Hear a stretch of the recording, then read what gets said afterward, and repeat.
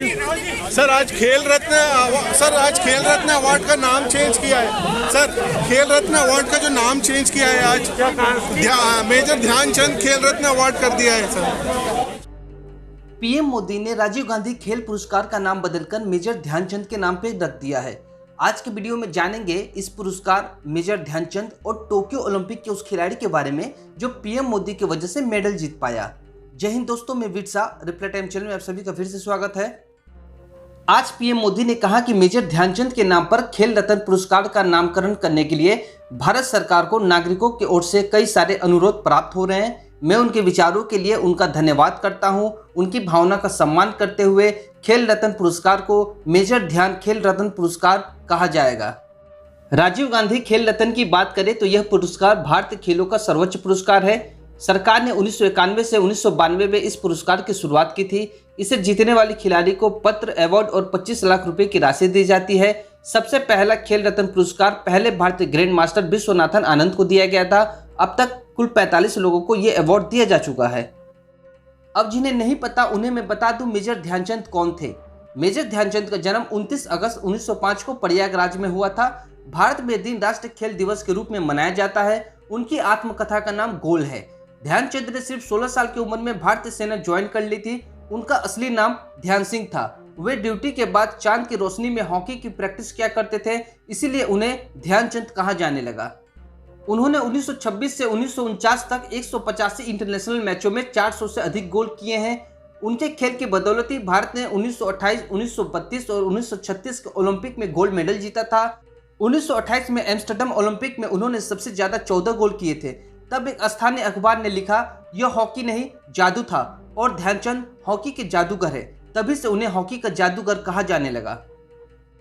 बहुत कम लोगों को पता है कि मेजर ध्यानचंद सिर्फ हॉकी के जादूगर ही नहीं बल्कि साहस के भी मिसाल थे। 1936 बर्लिन ओलंपिक में भारतीय दल के ध्वजवाहक ध्यानचंद थे। Olympic history the India story पुस्तक के अनुसार जब वह परेड करते हुए हिटलर के सामने से निकले थे तो उन्होंने हिटलर को सैल्यूट करने से मना कर दिया था। इसके जिक्र द इंडिया स्टोरी पुस्तक में मिलता है। इस पुस्तक के अनुसार साल 1936 में एक दिन ऐसा भी आया था जब दुनिया का तानाशाह भी ध्यानचंद को सैल्यूट करने पर मजबूर हुआ था। 15 अगस्त 1947 के अलावा 15 अगस्त को 1936 बर्लिन ओलंपिक के कारण भी जाना जाता है। जब हॉकी ओलंपिक फाइनल में भारत का सामना मेजबान जर्मनी से था, 40,000 दर्शकों के साथ ओलंपिक का फाइनल मैच देखने हिटलर भी स्टेडियम में आया था।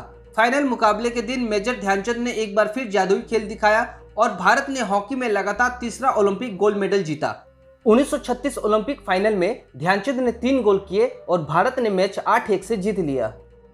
इस हार से निराश होकर हिटलर स्टेडियम को छोड़ के चले गए थे, पर स्टेडियम में मौजूद 40,000 दर्शक उस समय हैरान रह गए थे जब हिटलर ने मेजर ध्यानचंद से हाथ मिलाने के बजाय उन्हें सैल्यूट किया। यहाँ तक कि हिटलर ने ध्यानचंद से कहा, जर्मन राष्ट्र आपको अपने देश भारत और राष्ट्रवाद के लिए सैल्यूट करता है।